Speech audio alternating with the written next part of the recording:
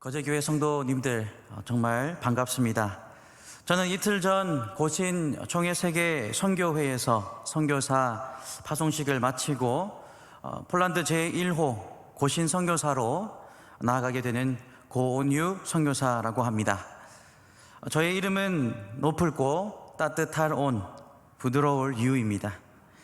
이제 3월 22일이면 저와 아내 그리고 6개월 된 어린 결이가 낯선 땅 폴란드로 향합니다. 출국을 앞둔 이 시점에서 저는 다시 한번 저의 이름으로 선교사가 된 저에게 한 가지 다짐을 해보았습니다. 성도님들께 오후 시간이고 또 졸릴 수도 있는 시간이기 때문에 운을 띄워주시면 좋겠습니다. 고라고 하시면 제가 말씀을 드리겠습니다. 감사합니다. 높이 계신 하나님의 사랑으로 무더운 여름 지친 죄수에게 냉수를 한 그릇 떠주는 따뜻함으로 계절을 뚫고 어김없이 피어오르는 새싹과 같은 부드러움으로 그리스도 예수님의 복음을 전하기를 다짐하며 선교사로 헌신되어 쓰임받도록 하겠습니다. 무엇보다 함께 이렇게 열방을 품고 기도하고 선교하는 귀하고 복된 거제교회에서 이 오후 시간 오늘은 또 특별히 해외선교위원회 헌신예배로 말씀을 나눌 수 있어서 매우 영광이라 생각합니다. 함께 말씀을 나누고 또한 선교에 대한 마음들을 나눌 수 있도록 인도하신 하나님께 먼저 감사의 말씀을 감사와 찬양을 드립니다. 그리고 이렇게 부족한 저에게 귀한 자리를 만들어 주신 거제교회 담임 목사님이신 오광열 목사님과 또 담임 목사님을 비롯한 당회 모든 장로님들께 깊은 감사의 마음을 전합니다. 거제교회는 저에게 아주 특별한 곳입니다. 저는 부모님을 따라 97년도에 태국으로 떠났습니다. 떠나기 전 한국에서 유치원을 다닐 때 부모님 아버지께서는 거제교회에서 사역을 하셨고 저는 그때 거제교회 앞 횡단보도에서 교통사고를 당한 적이 있습니다. 목숨이 위태했던 그런 적이 있었습니다.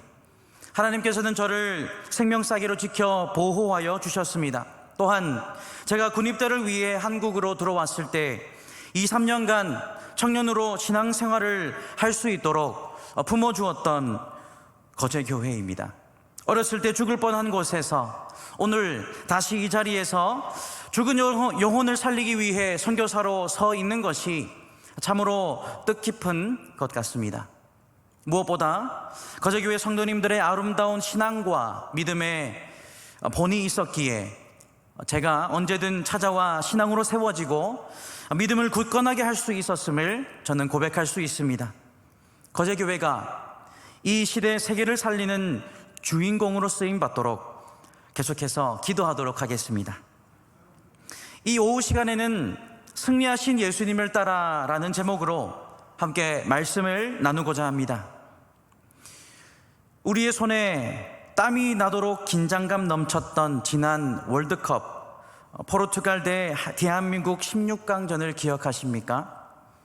저는 축구를 좋아합니다. 그래서 MBC 생방송으로 경기를 시청했었습니다. 대한민국은 축구 강국 포르투갈을 2대1로 물리치고 16강전 진출에 성공한 것입니다. 그 기적의 순간은 후반전 추가 시간에 이루어졌습니다. 손흥민 선수가 패스한 공을 황희찬 선수가 멋지게 결승골로 연결시킨 것입니다. 대한민국 국가대표 축구 선수분들께는 죄송한 말씀이지만 사실 저는 처음에 대한민국이 우승할 것이라는 기대는 전혀 없었습니다. 그저 축구 강국인 포르투갈에게 참패하지만 않았으면 하는 바람뿐이었습니다. 그런데 경기에 긴장감은 고조되었고 손에 땀이 나기 시작했습니다. 후반전이 시작되면서 이런 생각이 듭니다. 우승할 수도 있겠는데? 라고 말입니다.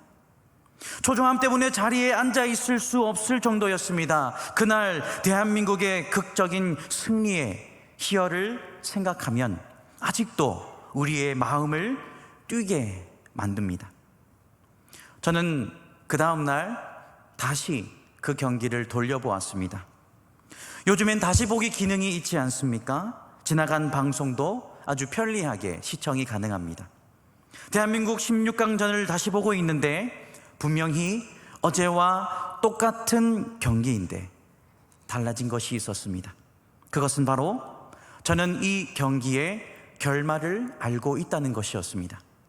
대한민국이 승리할 것을 알고 있었습니다. 손에서는 땀이 나지 않았습니다. 긴장감은 떠나갔습니다. 초조함도 사라졌습니다. 호소와 같이 잔잔한 마음으로 경기를 바라보고 있는 제 자신을 발견했습니다. 우리의 믿음의 여정도 이 축구와 같은 것 같습니다. 때로는 골을 넣을 때도 있지만 때로는 골을 먹힐 때도 있습니다. 그러나 우리가 기억해야 할 것은 이 경기는 이미 우리가 승리한 경기라는 사실입니다.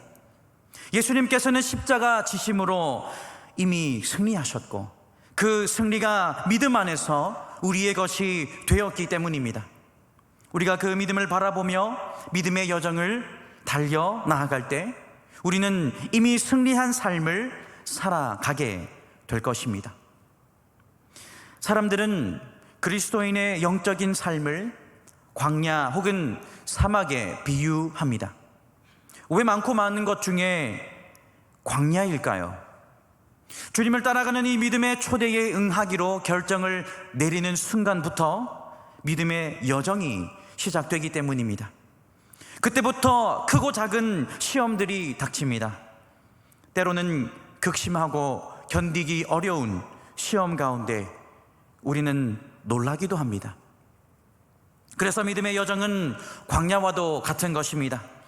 하지만 이 광야는 소망이 없고 캄캄한 실패의 광야가 아니라 소망과 승리의 광야인 것을 믿으시길 바랍니다. 오늘 본문은 우리 모두가 잘 알고 있는 예수님의 광야 시험 이야기입니다. 이 이야기에는 너무나도 간단하지만 매우 중요한 가르침이 담겨 있습니다. 그것은 바로 우리의 믿음의 헌신에는 고난이 따른다는 것입니다. 달리 말해 그리스도인들에게 있어서 고난은 나의 믿음의 신실함을 시험하는 무대라는 이야기입니다. 구원받은 우리에게 어김없이 찾아오는 것이 바로 시험입니다. 그리고 우리는 그 시험에 늘 승리하기를 원합니다. 시험과 고난을 잘 맞서는 사람들의 특징을 보면 고난에서 승리한 경험이 쌓여 있는 것을 볼 수 있습니다. 승리의 깃발을 꽂으면 꽂을수록 우리는 시험과 고난이 다가올 때 계속해서 믿음을 가지고 전진할 수 있게 될 것입니다. 그렇다면 우리에게 닥쳐오는 모든 시험과 고난 가운데 언제나 승리하기 위해서 우리는 어떻게 해야 할까요? 이 시간 예수님께서 승리하신 비결을 세 가지로 알아보고 믿음 안에서 예수님의 승리가 우리의 승리되는 그러한 말씀의 은혜가 넘치길 축복합니다. 첫째로 하나님의 뜻을 구해야 합니다. 본문은 예수님께서 세례를 받으신 사건 직후부터 시작됩니다. 세례를 받으신 후 곧 바로 성령의 이끄심으로 광야에서 시험을 받으셨습니다. 2절 말씀을 보니 예수님께서는 광야에서 40일 금식을 하셨다고 기록합니다. 구약 성경 이스라엘 백성도 40년 동안 광야 생활을 했습니다. 오늘 본문에 예수님께서 광야 시험을 받으실 때 사탄을 대적하시며 사용하셨던 구절들이 다 이스라엘 백성들이 광야에서 하나님께로부터 받았던 하나님의 말씀입니다. 이스라엘 백성들에게 40년 광야 시험은 실패의 연속이었습니다. 하지만 예수님께서는 하나님의 의를 구하며 하나님의 뜻을 구하며 광야 시험에서 승리하셨습니다. 3절 말씀을 보시면 사탄이 예수님을 시험하여 이렇게 말합니다. 내가 만일 하나님의 아들이어든 명하여 이 돌들로 떡덩이가 되게 하라. 예수님께서는 4절 말씀에 이렇게 답하십니다. 기록되었으되 사람이 떡으로만 살 것이 아니요 하나님의 입으로부터 나오는 모든 말씀으로 살 것이라 라고 말입니다. 이 말씀은 신명기 8장 3절 말씀의 인용입니다. 신명기 8장 3절 말씀에 이렇게 기록하고 있습니다. 너를 낮추시며 너를 줄이게 하시며 또 너도 알지 못하며 내 조상들도 알지 못하던 만나를 내게 먹이신 것은 사람이 떡으로만 살 것이 아니요 사는 것이 아니요 여호와의 입에서 나오는 모든 말씀으로 사는 줄을 내가 알게 하려 하십니다. 성도 여러분, 말씀으로 산다는 것이 무엇입니까? 하나님의 기록된 말씀을 최고의 권위로 여기고 순종하는 것입니다. 그리고 하나님께 순종하는 것이 잘 먹고 잘 사는 것보다 중요하다는 것을 오늘 이 말씀은 가르쳐 주고 있습니다.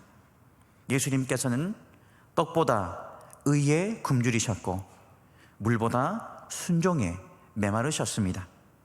예수님은 이처럼 하나님의 뜻을 구하심으로 그것이 승리하셨습니다. 그것이 바로 우리가 승리하는 비결임을 가르쳐 주십니다. 광야라는 곳이 우리에게 주는 깊은 의미가 무엇입니까? 광야에서 고생한 이스라엘에게 너는 나의 백성이다 라고 아주 진하게 각인시켜 주셨습니다. 이처럼 광야는 우리가 하나님의 자녀임을 확인하는 장소입니다.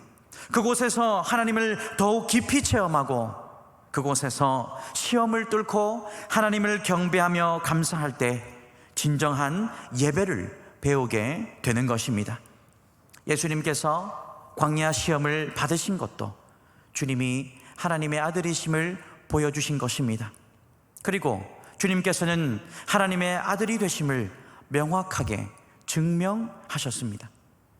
사랑하는 성도 여러분, 예수님께서는 떡으로만 사는 것이 아니요 여호와의 입에서 나오는 모든 말씀으로 산다고 말씀하셨습니다. 이 말은 밥을 먹지 않아도 된다는 이야기가 아닙니다.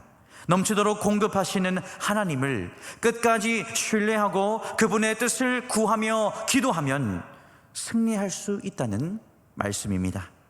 말씀에 순종하는 것을 우리의 식량보다 중요하게 생각하면 우리는 승리할 수 있습니다. 말씀이 있는 예배의 자리에서 말씀을 붙들고 순종함으로 승리하는 저와 여러분 되시길 축복합니다. 두 번째로, 하나님의 약속의 말씀을 온전히 믿어야 합니다. 사탄은 예수님을 향한 공격의 강도를 높여 말합니다.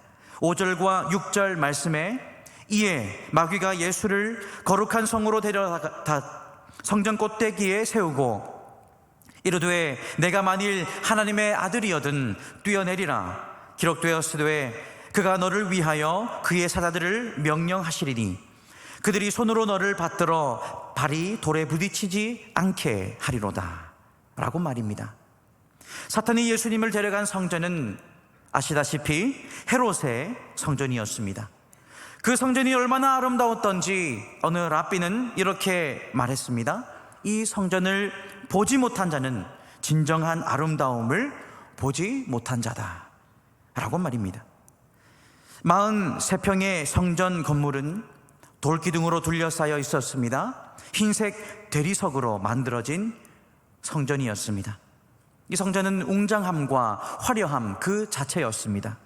태양이 성전을 비추면 반사되는 빛이 너무 강렬해 눈길을 돌려야 했을 정도였다고 합니다. 사탄이 두 번째로 예수님을 공격하며 인용한 말씀은 시편 91편 11절과 12절 말씀입니다. 기록하기를 그가 너를 위하여 그의 천사들을 명령하사 내 모든 길에서 너를 지키게 하심이라. 그들이 그들의 손으로 너를 붙들어 발이 돌에 부딪히지 아니하게 하리로다. 사탄의 전략을 보면 지금 예수님에게 위험을 조성합니다. 예수님 스스로 만족할 수 있는 방식으로 능력과 권능을 과시하도록 유혹합니다. 하지만 사탄은 지금 이 시편의 말씀을 전후 맥락과 상관없이 따로 떼어 이해하도록 의도하고 있는 것입니다. 시편 91편의 말씀은 전능하신 하나님을 믿고 의지하는 자에 관한 이야기입니다. 하나님을 전적으로 신뢰하는 사람의 노래입니다. 사탄은 이러한 말씀을 믿음의 맥락에서 분리시켜 말하고 있는 것입니다. 하나님을 불신하도록 유도합니다. 그렇게 사탄은 말씀을 왜곡시킵니다. 예수님께서 만약 사탄의 말을 듣고 성전에서 뛰어내리셨다면 그것은 하나님을 시험하는 행위가 되었을 것입니다. 왜냐하면 분명 아버지 하나님께서 예수님을 나의 사랑하는 아들이라고 말씀하셨습니다. 성전에서 뛰어내린다면 성부 하나님이 주신 말씀으로는 충분하지 못하니 그것에 대한 징표를 보여달라는 믿음 없는 요청과도 같은 것입니다. 하지만 예수님은 성부 하나님의 말씀을 조금도 부족한 것으로 여기지 않으셨습니다. 하나님의 말씀을 온전히 믿으셨습니다. 아버지께서 사랑하는 아들이라고 불러주신 그것으로 충분하다고 여겼던 것입니다. 그리고 사탄을 향해 말씀하십니다. 7절 말씀에 주 너의 하나님을 시험하지 말라. 사랑하는 성도 여러분, 예수님이 시험 받으신 이야기는 우리의 삶의 광야에서 만나는 고통을 이해할 수 있도록 만들어줍니다. 그때마다 우리의 확신의 근거는 말씀에 뿌리 내려 있어야 합니다. 하나님의 말씀을 그대로 받아들이고 온전히 믿어야 합니다. 말씀에 대한 믿음과 확신이 사탄 마귀의 거짓말을 이겨낼 수 있도록 힘을 주기 때문입니다. 하나님의 아들이신 예수님도 하나님의 말씀을 붙들고 믿고 신뢰하셨습니다. 그렇다면 우리는 얼마나 더 붙들고 얼마나 더 믿고 얼마나 더 신뢰해야 하겠습니까? 예수님께서는 말씀을 온전히 붙드셨습니다. 그리고 그 약속의 말씀을 믿으셨습니다. 그것이 우리의 승리의 비결이 되기를 간절히 축복합니다. 세 번째로 우리는 십자가를 생각해야 합니다. 사탄은 예수님을 공격하기 위해 마지막으로 발악합니다. 사탄은 아주 솔깃한 제안을 합니다. 십자가를 통한 메시아의 영광을 이루는 것이 아니라 사탄에게 경배함으로 높임을 받는 지름길을 선택하도록 유혹합니다. 사탄은 예수님을 아주 높은 곳으로 데려가 천하와 그 영광을 보여주면서 9절 말씀에 이렇게 말합니다. 만일 내게 엎드려 경배하면 이 모든 것을 내게 주리라. 사탄의 이 제안은 예수님께서 십자가를 건너뛰고 죽음을 건너뛰고 부활을 건너뛸 수 있는 제안입니다. 사탄은 지금 일시적인 권세와 부를 가지고 예수님을 유혹하고 있는 것입니다. 예수님께서 사탄에게 절한다면 십자가의 고난을 당하지 않아도 되었습니다. 하지만 여기서 우리가 배우는 것은 마귀의 유혹은 더 안락함을 제안함으로 우리에게 찾아온다는 것입니다. 그럴싸해 보이는 편리한 지름길로 우리에게 다가옵니다. 이러한 사탄의 유혹에 예수님께서는 또다시 신명기의 말씀을 인용하십니다. 10절 말씀에 주 너의 하나님께 경배하고 다만 그를 섬기라 하였느니라. 이 말씀을 통해 예수님께서 경배받아 마땅하신 분이라는 사실을 증명하고 계십니다. 스스로 높아진 데에서 하나님의 나라가 임하는 것이 아니라 스스로 희생할 때 십자가의 고난을 통해 하나님의 나라가 임하게 되는 것을 주님은 아셨습니다. 예수님께서 광야에서 치르신 싸움은 하나의 역사적 사건으로 그치는 것이 아닙니다. 그 싸움은 곧 우리의 영적 싸움입니다. 이 싸움에서 이길 수 있는 유일한 비결은 하나님의 말씀을 붙드는 것입니다. 우리의 인생의 광야에서 마주하는 시험은 오직 하나님의 말씀을 신뢰함으로 이길 수 있는 것입니다. 오늘의 본문은 우리에게 강력하게 말씀합니다. 사탄의 하나님의 아들, 딸로서, 하나님의 가정으로서, 그리고 교회로서의 정체성이 사탄과 세상이 심어주는 정체성보다 더 확고하고 뚜렷하고 진해야 한다는 것을 말입니다. 사탄은 끝없이 우리를 유혹할 것입니다. 하나님을 위한 경배와 영광이 나를 향하도록 말입니다. 그리고 우리의 말씀은, 오늘의 말씀은 우리에게 말씀합니다. 우리도 사탄 마귀의 시험에 맞서 싸워 이길 수 있다는 사실을 말입니다. 그 승리는 예수님 안에 있다는 것을 가르쳐주고 있습니다. 말씀을 맺도록 하겠습니다. 사랑하는 성도 여러분, 예수님의 승리는 곧 우리의 승리입니다. 우리는 예수님과 함께 이미 승리한 자들인 줄 믿습니다. 예수님의 승리가 곧 나의 승리가 될 수 있는 믿음으로 살아가시는 은혜가 있기를 축복합니다. 그 믿음으로 나를 향해 날아오는 시험과 고난을 담대히 맞서시기를 축복합니다. 하나님의 말씀에 순종하신 예수님의 본을 따라 모든 시험 앞에 승리의 노래 부르시는 저와 여러분 되시길 주님의 이름으로 간절히 축복합니다. 저희 가정은 이렇게 승리하신 예수님과 함께 주님께서 부르신 폴란드 땅 가운데 승리의 깃발을 휘날리기를 다짐하며 이제 다음 달 3월 22일이면 폴란드 땅으로 향하게 됩니다. 이 시간 잠시 폴란드 나라와 그리고 저희 가정이 감당하게 될 사역들을 함께 성도님들과 나누고자 합니다. 간단한 PPT를 준비하였습니다. 화면을 보면서 나누었으면 좋겠습니다. 폴란드는 동유럽의 심장이라고 불립니다. 뉴스에서 많이 들으시고 접하셔서 아시겠지만 관광의 문이 열린 지 얼마 되지 않은 동유럽 나라입니다. 그 이유는 폴란드 나라가 동유럽 심장이라고 불리는 이유는 위치적으로 동유럽의 가장 중심에 자리 잡고 있기 때문입니다. 주위 나라들은 보시다시피 벨라루스와 체코와 또 리투아니아 그리고 우크라이나와 국경 나라입니다. 1939년에 독일 나치와 소련이 폴란드를 침공한 이유 중 하나가 이 위치적 장점 때문이었습니다. 이것을 복음적인 시점으로 바라볼 때 폴란드는 동유럽과 중유럽, 유럽 전체의 복음 사역의 요충지가 됩니다. 폴란드는 한국과 비슷한 역사를 가지고 있습니다. 잦은 외침이 있었습니다. 이로 인해 수도 바르샤바는 80%가 사라졌었습니다. 하지만 우리나라와 같이 잿더미와 같은 그런 환경에서 경제 발전을 이루어냈고 지금은 소프트웨어를 잘 만드는 강국으로 떠오르고 있습니다. 폴란드는 한국과 같이 건국 신화가 존재합니다. 신화에 의하면 레흐, 체흐, 루스라는 세 형제 중 레흐가 폴란드를 세우게 됩니다. 이후 6세기경에 슬라브족이 여러 부족으로 나뉘어서 이곳에 정착해 살아갑니다.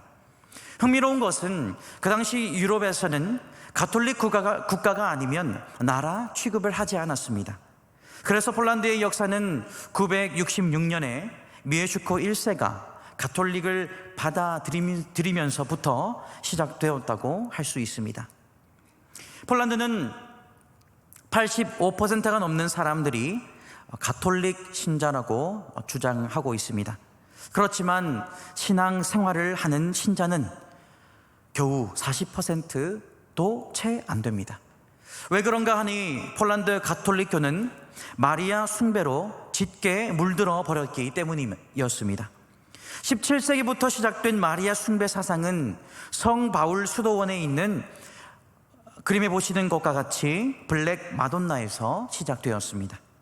18세기에 폴란드가 독립을 이뤘을 때 바로 이 성모화가 민중들의 공경을 받았다고 합니다. 지금까지도 해방과 통치의 수호자로 여겨지고 있습니다. 폴란드 각 가정을 가보시면 예수님의 그림보다 마리아의 그림이 더 많이 걸려 있습니다. 마리아를 가정을 지키는 수신으로 믿고 있습니다. 이 마리아 숭배 사상은 아주 체계적입니다. 조직적입니다. 각 교구마다 마리아 숭배 센터가 있고, 센터마다 종교 축제나 성지 순례를 준비하는 수천 명의 회원들로 구성되어 있습니다. 전국으로 마돈나 신전이 500개가 넘는다고 합니다. 뿐만 아니라 마리아 숭배 사상은 초등학교, 중학교에까지도 짙게 자리 잡고 있습니다. 모든 교회 벽화에는 이 블랙 마돈나의 그림이 새겨져 있습니다. 문학이나 역사 잡지에 마리아 기도문이 수록되어 있을 정도입니다. 그 결과 폴란드인들의 정서에 기복신앙이 자리 잡게 되었고, 신앙의 모습, 경건의 모습, 믿음의 생활은 사라져 버리고 말았습니다.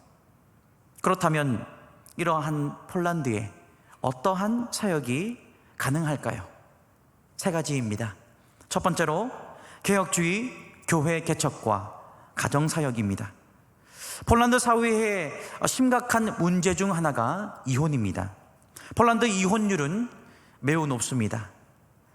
비공식적인 폴란드의 이혼율은 70%입니다. 결혼하는 10쌍의 커플 중 7커플은 이혼한다는 이야기입니다. 이로 인해 가정은 깨어졌습니다. 가정에 대한 소중함이 사라지고 있습니다. 자녀들은 가정에 대한 바른 가치관을 얻지 못합니다. 또한 이혼의 상처로 인한 우울증, 약물 복용에 대한 문제도 생겨나고 있습니다. 폴란드는 유럽의 암거래 마약 시장의 20%나 차지할 수 있을 정도로 이 약물이 심각합니다. 한 가정이 믿음으로 세워져 믿음의 명가문이 되는 것, 신앙을 물려주고 믿음을 전수하는 것은 너무나도 중요한 일 아니겠습니까? 그 땅에 깨어지고 상처난 가정이 믿음으로 다시 세워질 수 있도록, 믿음의 공동체, 신앙의 공동체가 되어 세워지도록 가정사역을 감당하고자 합니다. 또한 교회 개척 사역을 위해 폴란드 현지 복음주의 연합과 함께할 계획을 가지고 있습니다. 그림이 작아서 안 보이시겠지만 저 가운데 제가 있습니다. 유일한 동양인입니다. 폴란드 복음주의 연합은 교단을 초월한 복음주의 단체입니다. 현재 폴란드에는 총 700개 복음주의 교회가 설립되었고, 복음주의 연합은 2050년까지 총 5,000개 교회를 설립하고 8만 명의 성도를 30만 명으로 늘리는 목표를 가지고 있습니다. 그렇게 복음을 위해 뜨겁게 헌신하고 있습니다. 복음주의 연합과 함께하게 될 주 사역으로는 복음 전도 및 교회 개척, 리더 양육, 제자 양육, 미디어 사역, 지역 활동, 그리고 교육 사역 등이 있습니다. 폴란드의 온 세대가 신앙의 명가를 이루고 주 안에서 하나 된 교회로 세워지기를 꿈꾸고 그 꿈을 실천하기를 기도하고 바라고 있습니다. 이를 위해서 우리 거제교회 성도님들께서 간절히 기도해 주시기를 부탁드립니다. 두 번째로 난민 사역입니다. 아시다시피 우크라이나 전쟁이 터지면서부터 수많은 난민들이 7,800만 명이 넘는 난민들이 유럽에서 분포되어 살아가고 있습니다. UN 난민기관에 의하면 23년 2월부로 유럽 전역에 말씀드렸다시피 800만 명이 넘는 우크라이나 난민들이 기록되었다고 합니다. 설문조사에 의하면 그중 68% 이상이 우크라이나로 돌아가지 않고 소중동 유럽에서 정착해 살아갈 것이라고 답변했다고 합니다. 폴란드는 전 세계에서 가장 많은 우크라이나 난민들을 받아준 나라입니다. 현재 150만 명이 넘는 우크라이나 난민들이 폴란드 전역에 흩어져 공용 쉘터에서 20 혹은 30명씩, 더 많게는 몇백 명씩 단체로 보호를 받으며 살아가고 있습니다. 150만 명이면 부산광역시 총 인구의 절반이 되는 숫자입니다. 이들이 우크라이나로 돌아가지 않고 폴란드에 정착하는 가장 큰 이유 중 하나는 폴란드 인권 단체들이 이 난민들에게 무료 교육 또는 거처 제공을, 그리고 식량 제공을 해주고 있기 때문입니다. 그 뜻은 그들이 폴란드어를 한다는 이야기입니다. 폴란드어는 우크라이나와 같은 계통의 언어라서 이들이 쉽게 접하고 또 배울 수 있게 됩니다. 수도 바르샤바에 있는 지하철과 버스터미널, 기차역 등 동네 편의점에서까지 어딜 가나 우크라이나 난민들이 떠돌이 생활을 하고 있습니다. 관광객들을 대상으로 길거리에서 구걸하는 이들도 많습니다. 이들은 오늘 하루를 살기가 바쁩니다. 내일이 걱정인 이들입니다. 저는 그들을 바라보면서 이들에게 내일 혹은 앞으로의 한 달 정도가 아닌 영원을 보장해 주시는 예수님의 복음이 이들에게 가장 절실하게 필요하다는 것을 느꼈습니다. 폴란드에서 난민들의 인권을 아주 엄격하게 지켜주고 있습니다. 그래서 이전처럼 단독으로 개인으로 이들을 만나거나 또 접근할 수 없습니다. 반드시 구호 단체에 속하거나 교단을 통해서 접근해야 합니다. 폴란드에서 난민 사역을 하시는 선교사님들은 이 난민 사역을 가리켜 이렇게 말합니다. 하나님의 최소 1년간은 하나님의 역사의 문을 여는 사역이라고 말입니다. 이제는 구호 사역을 넘어 영적인 사역이 필요한 때입니다. 배부른 육체를 넘어 배부른 영혼이 되게 만드는 말씀 사역이 시급합니다. 저희 가정의 능력과 힘이 닿는 대로 난민들을 주님의 사랑으로 품고 그리스도 예수님의 복음을 전하기를 원합니다. 난민 사역을 위해서 간절히 기도해 주시기를 부탁드립니다. 세 번째로 집시 어린이 사역입니다.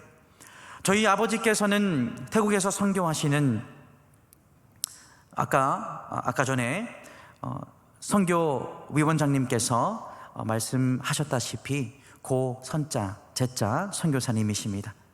부모님께서는 태국에서 소수부족 사역을 하셨고 여전히 인권이 없고 교육의 기회가 없는 소수부족들에게 마음을 쏟아내고 계십니다. 소수부족이 복음화되는 이야기를 하나 나누도록 하겠습니다.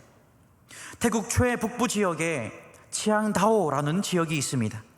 이곳 첩첩산중에 짜무라는 분이 살고 있었습니다. 그 당시만 해도 이곳은 물이나 전기가 공급되지 않았던 곳입니다. 마을 사람들은 산골짜기에서 태어나서 농사를 지으며 살아갑니다. 이 짜무 씨도 마찬가지로 그런 환경에서 태어나 60년이 지나도록 옥수수와 생강을 심으며 생활하고 있었습니다.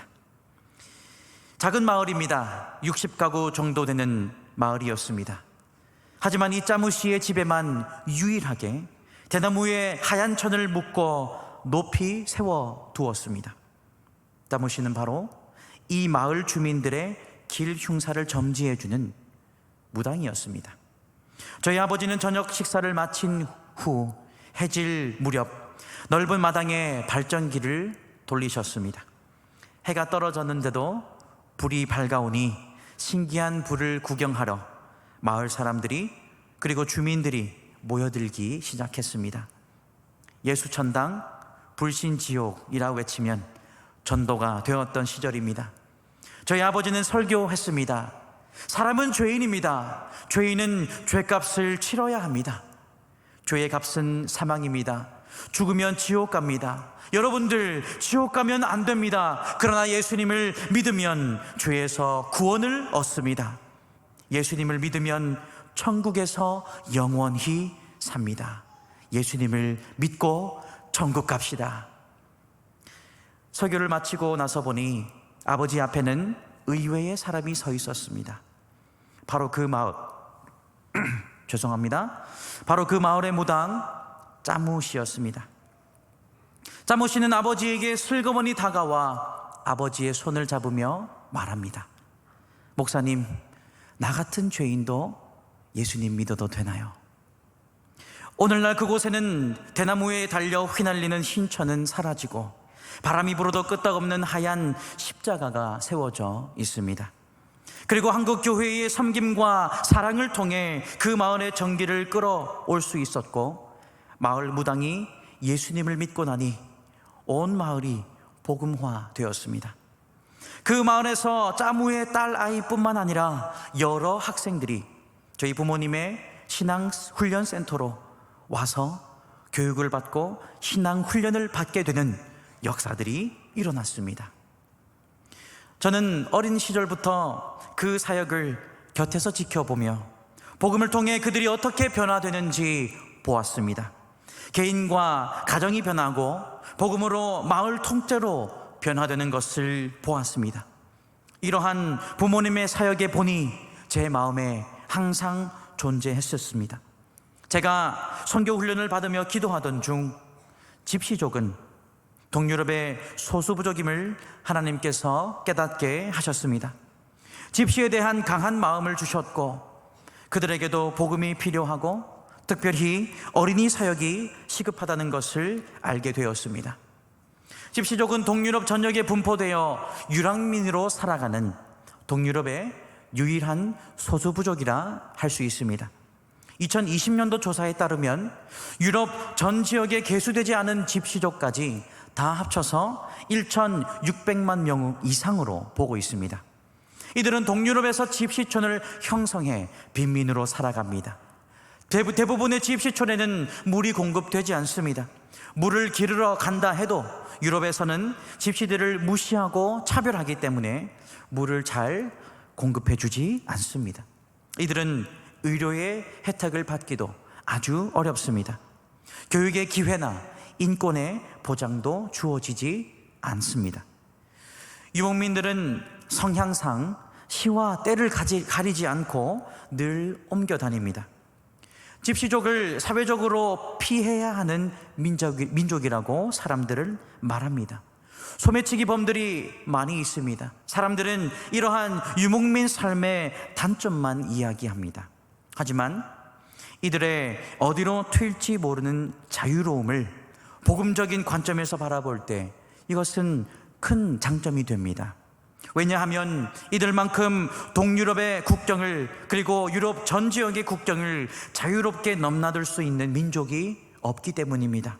어차피 환영받지 못하는 민족이라서 어디든 갈 수 있는 것입니다. 그 말은 무엇입니까? 집시족이 복음으로 변화된다면 이들은 국경 없이 유럽 전역으로 두루 다니며 그리스도 예수님의 복음을 전할 수 있는 민족이라는 이야기입니다. 어디로 튈지 모르는 집시족을 대상으로 선교하는 것은 어렵기로 소문이 나 있습니다. 모두들 하나같이 말씀하십니다. 밑 빠진 독에 물 붓기라고 말입니다. 하지만 밑 빠진 독도 복음은 필요하지 않습니까? 집시족과 그 민족의 어린 아이들에게 복음을 전하는 것이 어렵다고 복음을 전하지 않는다면 어떻게 그들이 예수님의 복음을 들을 수 있겠습니까?